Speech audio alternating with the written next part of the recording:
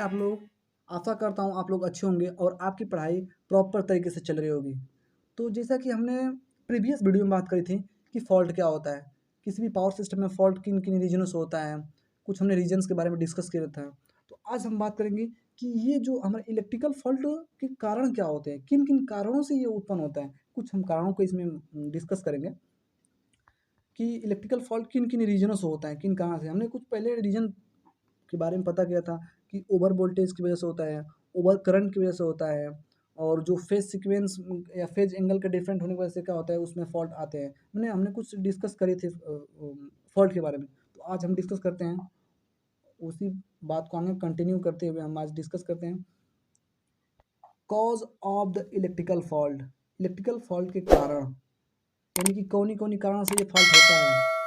पहला क्या है हमारा वेदर कंडीशन एंड सेकंड क्या है इक्विपमेंट फेलियर एंड थर्ड क्या है ह्यूमन एरर एंड फोर्थ क्या है स्मोक ऑन फायर। यानी ये जो चार महत्वपूर्ण हमारे रीजन्स हैं, इन चार महत्वपूर्ण कारणों से क्या होता है कि किसी भी पावर सिस्टम में क्या होते हैं। अब हम इनको एक-एक करके डिस्कस करते हैं। अब पहला क्या है हमारा वेदर कंडीशन। आपको पता है ना कि जैसे मान के चलिए कि कभी आपके घर में लाइट रहती है। अब क्या होता है कि ज़्यादा बारिश होता है, आंधी-तूफान होता है तो क्या होता है कहीं पोल टूट के गिर जाते हैं, तो कहीं पूरी की पूरी हमारी कंडक्टर ही ग्राउंड पे गिर जाती है। पोल के ऊपर पेड़ टूट के गिर जाते हैं। तो उससे क्या होता है कि हमारे घर में जो आने वाली सप्लाई है वो बाधित हो जाती है। तो यही होता है, यानी कि जब जो मौसम का कंडीशन सही नहीं होता है ना, तभी भी क्या होता है फ़ॉल्ट प्रोड्यूस होते हैं। कहने का मतलब यही है। अब इसमें क्या लिखे हैं कि इसमें लाइटनिंग स्ट्राइक, तेज़ बारिश, तेज़ हवा, ओवरहेड लाइन और कंडक्टर पर नमक का जमाव, ट्रांसमिशन लाइन पर बर्फ का जमाव आदि सम्मिलित होता है। यह पर्यावरण स्थिति पावर सप्लाई को बाधित करते हैं और इलेक्ट्रिकल इंस्टॉलेशन को भी बाधित करते हैं। कहने का मतलब क्या है वेदर कंडीशन में क्या है, हमने कल बात करी थी लाइटनिंग स्ट्राइक, यानी कि जब आकाशीय बिजली हमारे कंडक्टर पे गिरती है तो किस तरीके से हमारे फॉल्ट प्रोड्यूस करता है उसके बारे में। तेज बारिश, अब पोल्स लगे हैं हमारे, पोल्स लगे हैं, मान के चलिए पोल्स पे हमारे कंडक्टर्स जा रहे हैं, कंडक्टर से इस तरह जा रहा है कंडक्टर। अब बहुत तेज़ी मात्रा में क्या हो रही है कि बारिश हो रही है, तो बारिश की वजह से भी क्या होता है कंडक्टर जो है उसमें कंडक्टर पे क्या होगा कि उसमें तेज़ हवाओं की वजह से क्या होता है कि हमारे कंडक्टर में बहुत सारे सैग आ जाता है। उस सैग की वजह से क्या होता है हमारा कंडक्टर टूट के क्या होता है ग्राउंड पे गिर जाता है। यानी सैग का मतलब क्या है कि उसमें हाई मोशन की वजह से जो हवा उसमें फ्लो करती है, उससे क्या होता है कि हमारा कंडक्टर पे क्या होता है हाई को मतलब क्वांटिटी में क्या होता है कि उसपे फ़ोर्स जनरेट होता है। फ़ोर्स जनरेट मतलब कि वो कंपनसेट करने लगता है हमारी जो वायर्स होती है और वो कंपनसेट की वजह से क्या होता है कि हमारी ग्राउंड पे वायर टूट के गिर जाती है। तो वो भी क्या होता है कि फ़ॉल्ट को जन्म देता है, यानी वहाँ से भी फ़ॉल्ट प्रोड्यूस होता है। एंड क्या होता है कि ओवरलाइन या कंडक्टर पर बर्फ का जमाव। अब क्या है कि जो ओवरहेड लाइन या कंडक्टर हैं, उस पे बर्फ का जमाव, चूँकि ये यहाँ नहीं देखने को मिलता है। अगर आप कश्मीर क्षेत्र में जाएँगे, वहाँ पर भी जाएँगे तो वहाँ पे भी तो लगे हैं, हमारी कंपनियाँ लगी हुई हैं कुछ, वहाँ पर भी तो लाइन जा रहे हैं हमारे ओवरहेड कंडक्टर के थ्रू। तो वहाँ क्या होता है चूँकि वहाँ टेम्परेचर काफ़ी ज़्यादा लो होता है, तो क्या होता है जो हमारे वायर गए होते हैं ना, उस वायर पे क्या होता है कि बर्फ जम जाते हैं। आस-पास क्या होते हैं, बहुत ज़्यादा मॉइस्चर आ जाते हैं बर्फ की वजह से। तो अब ज़ाहिर-सी बात है कि किसी भी कंडक्टर जिसमें अब पावर सप्लाई फ्लो हो रही है, उसके आस-पास मॉइस्चर होंगे, नमी होगी, तो क्या होता है आपको पता है कि नमी अगर है आस-पास, वहाँ अगर करंट फ्लो हो रहा है, तो उससे क्या होता है कि आस-पास की जो हमारे वायु है या फिर जो नमी है, उसका आयोनाइज़ेशन होने लगता है। जब आयोनाइज़ेशन होता है, तो क्या होता है कि हमारे फॉल्ट तो प्रोड्यूस होता है। तो ये क्या होता है, ये जितने भी ये पर्यावरण कंडीशन है, यानी पर्यावरण स्थिति है, ये क्या करती है, पावर सप्लाई को क्या करती है, बाधित करती हैं। यानी जितने भी ये हमारे जो एनवायरनमेंट जो भी हमारे कॉज़ थे ना, ये क्या करते हैं कि पावर सिस्टम में जो हमारे सप्लाई को क्या करते हैं, बाधित करते हैं।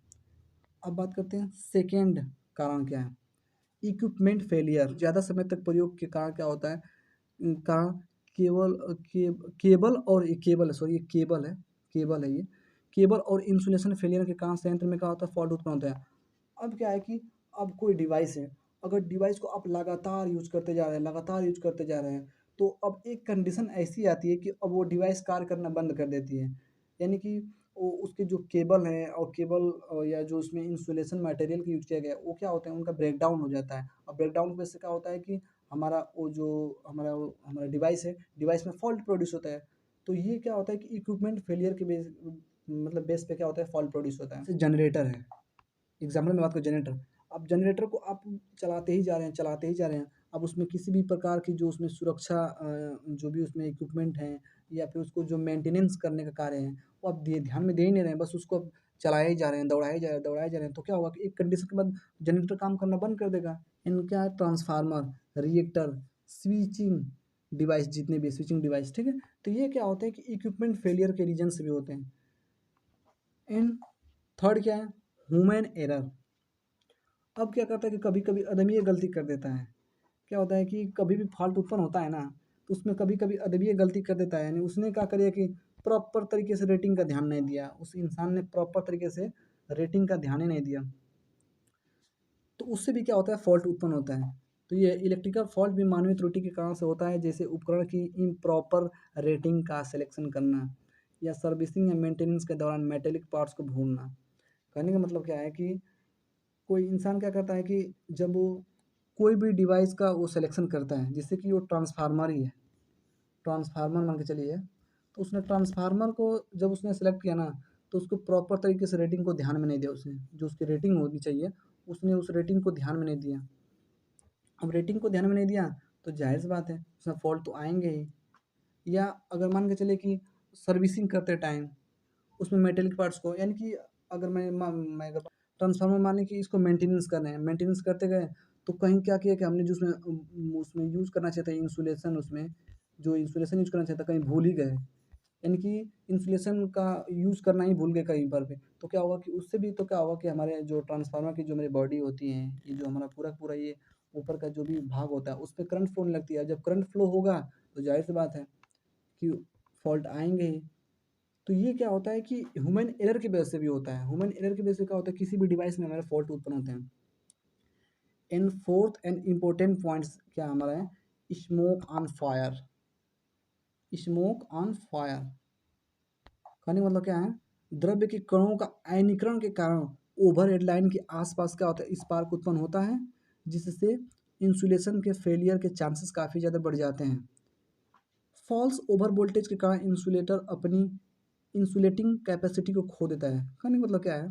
आप कहीं भी देखे होंगे जो हमारे वो हाई पावर ट्रांसमिशन लाइन जाती है ऊपर से, तो उसमें अगर अगर ये इस तरह से मान लीजिए कि हमारे पोल्स हैं, इससे अगर मान के चलिए कि हमें कंडक्टर ऊपर जा रहे हैं, तो क्या होता है कि आपने कभी देखा होगा कि जो ओवरहेड जो लाइन जाती है ना, उसके आस-पास जो हमारे लगे होते हैं, हमारे जो इंसुलेटर्स लगे होते हैं, इंसुलेटर्स लगे, तो वो क्या होता है कि उसके आस-पास स्पार्क स्पार्क होता रहता है, लगातार स्पार्क होता रहता है। उसमें क्या होता है कि आप देखेंगे तो उसमें चिंगारी उत्पन्न होती रहती है, स्पार्क उत्पन्न होता है।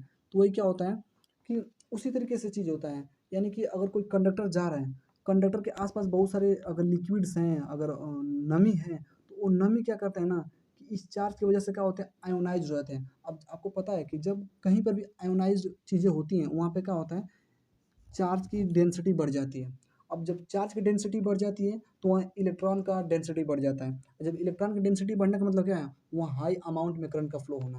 सिंपल सी चीज़ है। अगर आयोनाइज़ेशन के बारे में बात करूँ, कि जहाँ पर भी आयोनाइज़ेशन होता है, वहाँ क्या होता है ना कि चार्ज पहले क्या होता है कि वह चार्ज बढ़ जाता है। जब चार्ज बढ़ता है, तो चार्ज से क्या होता है, हमारे इलेक्ट्रॉन की संख्या बढ़ जाती है। जब ज़ाहिर-सी बात है, जब इलेक्ट्रॉन की संख्या बढ़ेगी, तो ज़ाहिर-सी बात है कि वहाँ क्या होगा कि जो फ्लो ऑफ द सप्लाई होगी, हाई अमाउंट में होगी। जब हाई अमाउंट में होगी, तो वहाँ ज़ाहिर-सी बात है वहाँ पे हमारे फॉल्ट प्रोड्यूस होंगे। तो ये होता है हमारा स्मोक ऑन फायर, यानी कि इस रीज़न से भी क्या होता है कि हमारे पावर सिस्टम में फॉल्ट प्रोड्यूस होते हैं। 4 पॉइंट में डिस्कस करते हैं कि weather condition, equipment failure, human errors and smoke on fire. उम्मीद करते हैं दोस्तों आपको वीडियो अच्छा लगा होगा। अगर आपको आपको वीडियो अच्छा लगा तो प्लीज़ चैनल को लाइक एंड सब्सक्राइब करें और अपने दोस्तों के साथ शेयर ज़रूर करें। और हाँ, अगर इसमें किसी भी प्रकार की कोई कमी आपको दिख रही है, तो प्लीज़ उसे कमेंट करके ज़रूर बताएँ, जिससे हम आगे उसे सुधार कर सकें।